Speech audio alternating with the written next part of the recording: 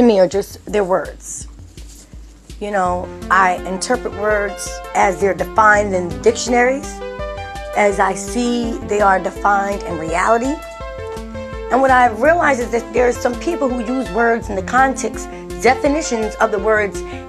They are interpreting these words to mean what they want them to mean for the circumstances that they need them to mean something for. That's distortion, okay? Let me tell you something about nothing being compromised or confusion being set aside. When government is functioning with balance, when local democracies are functioning with balance, there will be balance for citizens. Anything that disrupts that, it is automatic common sense to assume it will disrupt many lives of citizens. And so, to share a real story about a real word, because it's used in so many contexts.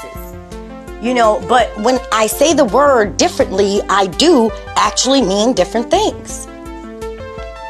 Because the word itself has evolved, but then the word also has lost itself somewhere along the lines where people has not really paid attention to what it means. So let's explore the word nigger, okay? Now, you've heard what I had to say about it before. So the next part of this is this part. Every citizen is an individual. They are going to have their own perceptions, their own beliefs, and their own pretty much way that they want their life. The reality is that some people may want to live their life a certain way. They may only want to be bothered with certain types of people, only want to support certain businesses, and of the like list. However, in reality, in the diverse world that we are living in, it is so many instances where we are almost forced into interacting with people that we really would prefer not to have any sort of dealings with. And I believe that that should be a freedom, especially to Black American citizens, because we have fought to be separated from this group of people for a reason.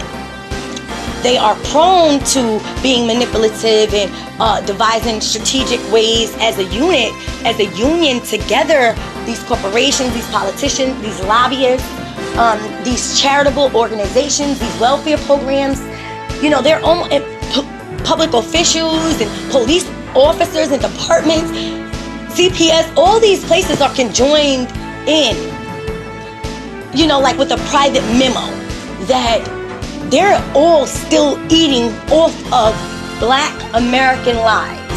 They're not contributing to our life. Matter of fact, we see on TV every day why they would prefer not to, or even hold our own tax-paying dollars for services that we need from our government when we need it from us for their own benefit, to serve their infrastructure, creative re-imaging programming, you know, all this type of things that they like to invest money in. But what do we like to invest money in? Ourselves. Human needs. And they deprive you of that. But then they tell you that it's not right to use a word, or that a certain word is for a certain person. And I'm going to tell you right now, that is false. Words can be used for anyone, in any situation it can be applied to.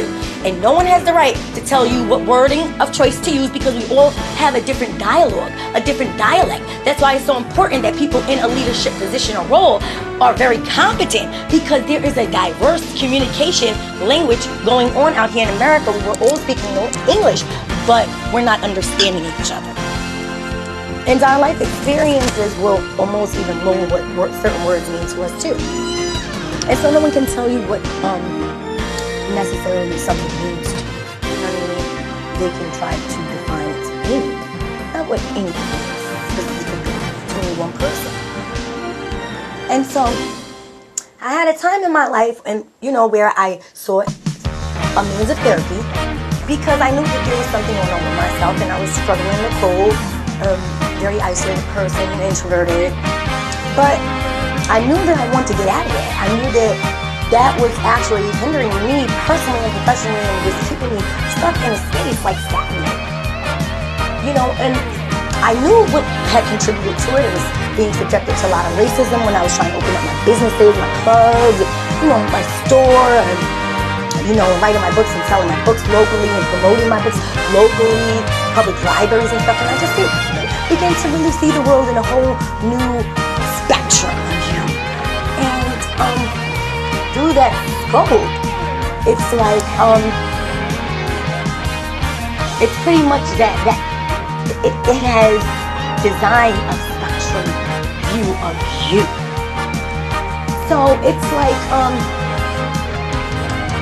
you encounter these people and you are told all these falsities about how there's equality and racism doesn't exist. However, it really does, and it exists in commission board meetings, county courthouses and proceedings. It's everywhere in schools with teachers profiling parents and students, teachers not wanting to be the supportive constituents to the community that they're serving. You're serving children, so some children are going to be different, and they're going to have some healthcare needs or some, you know, they may need some adaptation. You may not just be able to sit there and expect every child to self-start or be able to go to the bathroom on their own when they're just coming out in the public for the first time. And so what I realized is like this whole standard set from a culture of people. For the rest of us, we're supposed to live according to this. This is expected of us. We are expected to be these people. How we think, how we write, what we aspire to be, how we contribute to our nation and our communities, and just our own lives. And when I had went to the therapy session, and I had met with the psychiatrist, a psychotherapist, and during the session, the gentleman and I, we were speaking, and I can see that he had a very confused look, a very uncomfortable demeanor with me, and he, asked what they do. They ask you so many questions. And so you answer them because that's a part of them being able to help you, because that's really why you're there, not to help them. You're there to get something out of that. Pay for service. And there's an issue with that, because are people really getting the services that they're paying for, or that they truly need? That matters. And so anyway, during the session, he asked me a lot of questions about, the experiences that I was currently going through, and I had filed my federal lawsuit, and just how I felt about people of different backgrounds or whatever. And he had said to me specifically, he said, well, what color are these people that you see as niggers? And I told him that the color of those people are white. And he was so confused. And he was like, excuse me? And literally, chin, head down to his desk, palm of hand, arms rested. Tell me again, what color are these people that you see as niggers? And I told him that they were white people. And then he told me why. He asked me why. And so I had explained to him why I had seen these people as such, because that's what that word meant. It signified most of their behavior that was indicative of their motivations toward me and others that I've witnessed and that I've experienced as an American. I said that they're very ignorant, they're very stubborn-minded, they're very narcissistic and sociopathic, they're pathologically liars, they lie just for absolutely no reason, there's no substance with most of their arguments, yet they go ahead and want to effect changes, but it's not really making any change for the better. The only one who really benefits out of their motivation is really themselves. So, to share my personal experience, and that is why, and of course he thought I was completely crazy.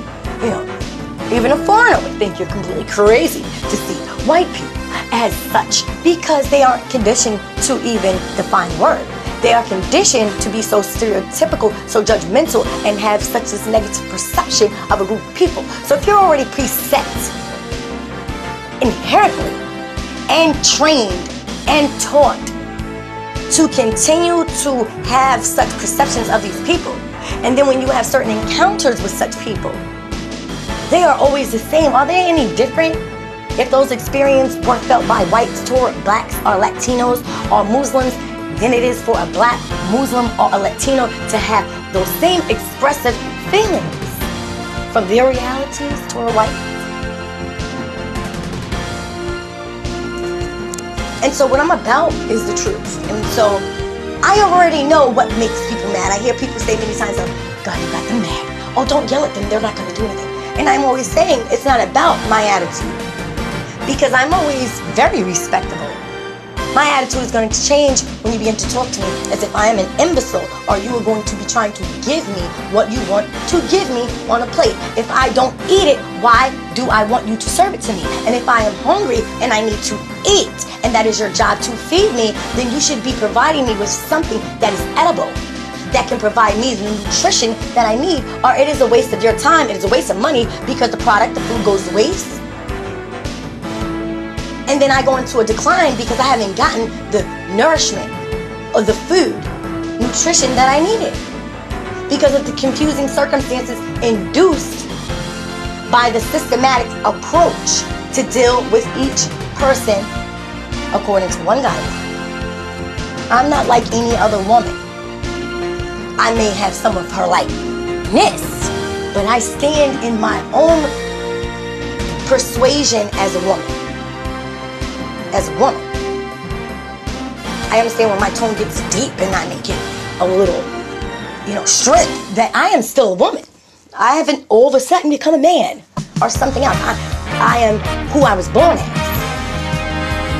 And if I decide to adapt myself or my life according to things that will make me be happy to enjoy my life as myself, well, then that's my right.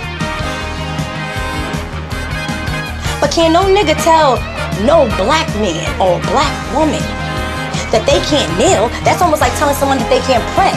And when you go that far, when you are allowed such powers to exercise, you are abusing your authority.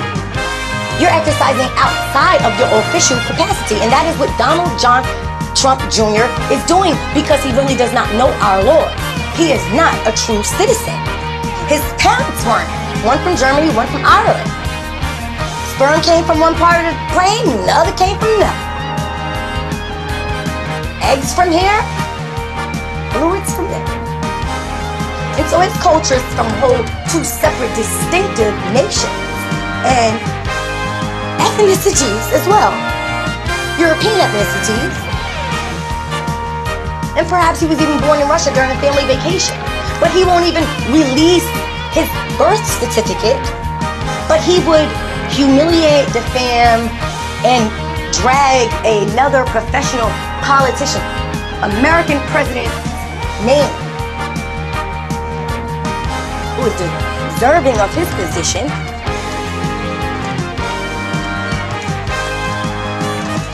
it's been in the Constitution. Because see, where I'm from, I know nigga shit. And where I'm from, everything Donald's doing is nigga shit. And niggas know nigga shit, because niggas do nigga shit. Okay? And we know how greasy and grimy niggas get in them streets. So imagine how gritty and skeezy a nigga could get in the corporate world or in the White House or with some code. Or with some access to making executive orders, profiling Americans. We don't need no nigga in there doing that type of nigga shit, because everybody don't fuck with niggas, because we know better. So one thing is that people like to offend people, but they, oh my God, cannot take offensiveness. But y'all gonna have to get your motherfucking thin skin, because you done robbed millions of citizens for months of health insurance, health care, months of tax-paying dollars, and you're gonna have to run that money, because we want our money. And IRS, we want our money. Okay?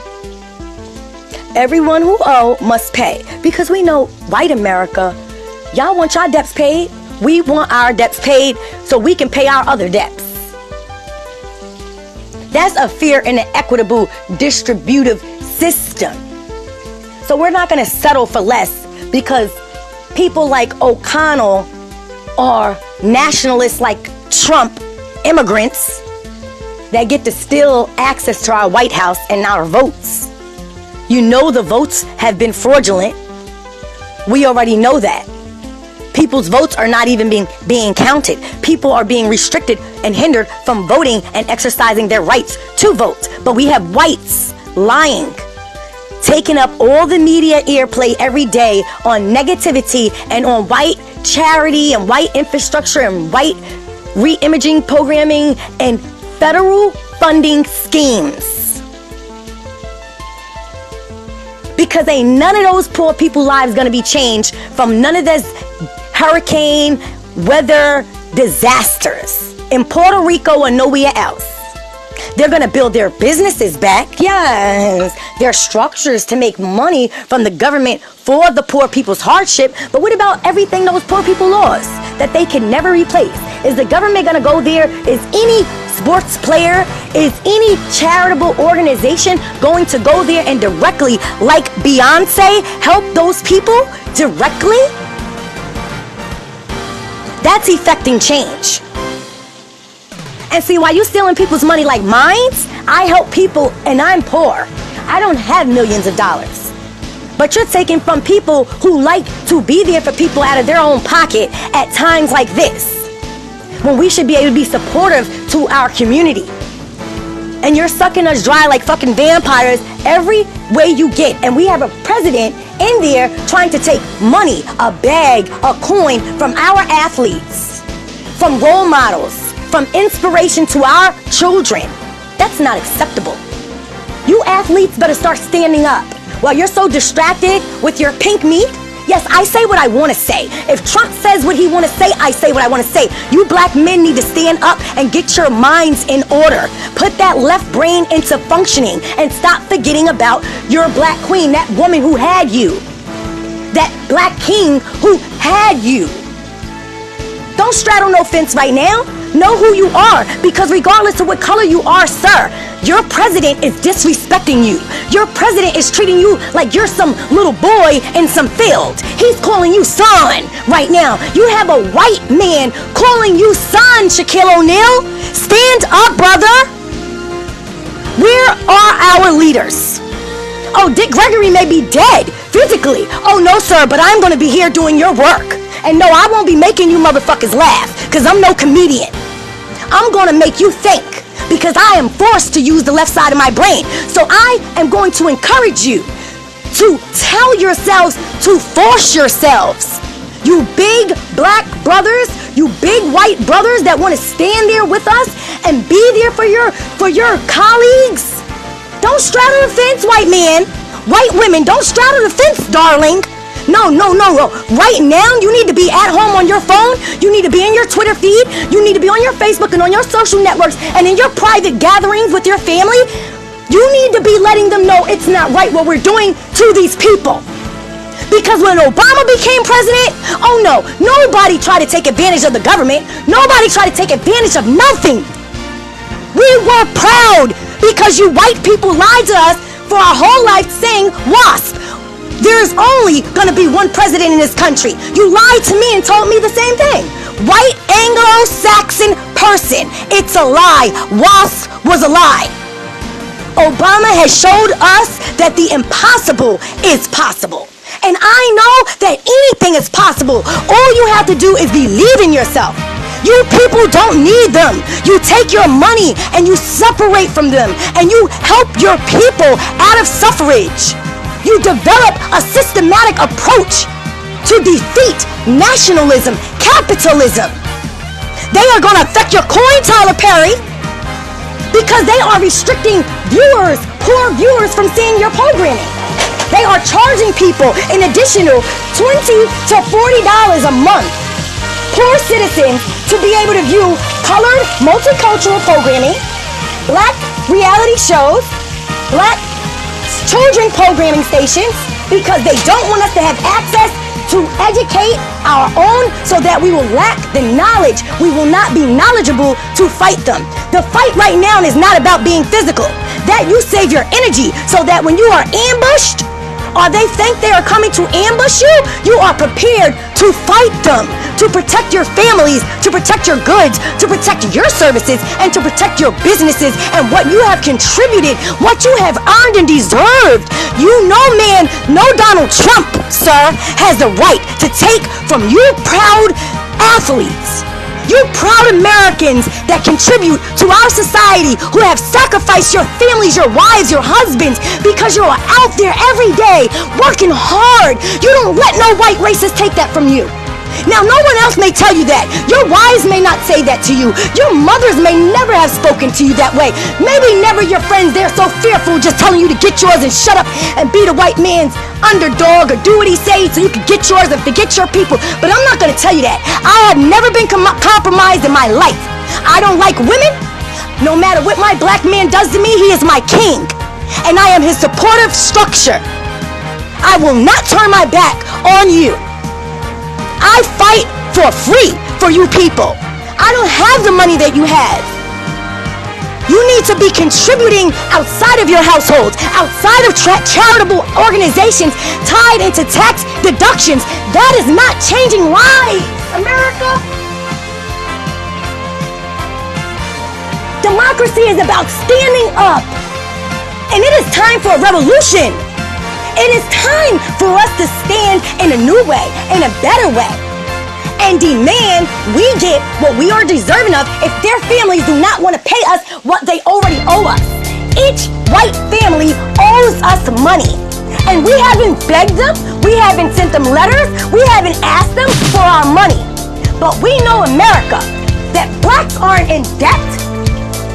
You have strategically designed a way to indebt us to pay you. And forget the debt that you owe us. Americans, stand up. Stand up. Now, you can play nice, but if they're playing dirty, you tell them what their place is. You tell them their position. You remind them of their history. You remind them of who is the real domestic terrorist is. The domestic terrorist is not the Muslim American. The domestic terrorist is not the Muslim foreigner. It's not the Ethiopian. It's not the man from Yemen. Are you people kidding me? No, that is discrimination at its finest. That a president can exercise authority outside of official capacity to discriminate from a high level of anarchy to tell people, we're not going to pay these people.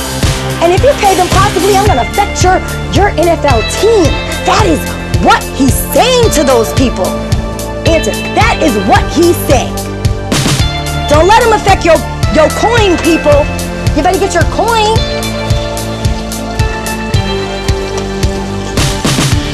Now, if you want change, I'm going to tell you.